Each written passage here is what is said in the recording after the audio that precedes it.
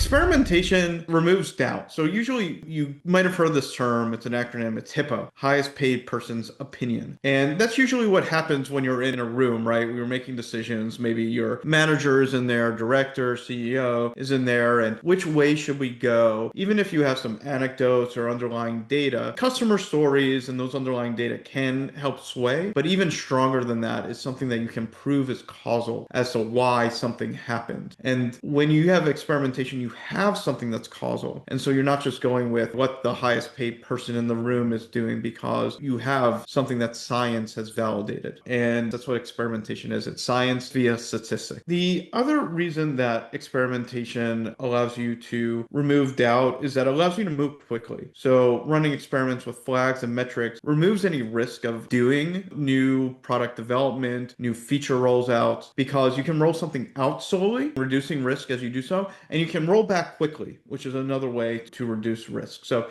you can make sure that if you're seeing something negative, you can quickly roll it back. And so this aids in the confidence about what you're doing in your new product development process.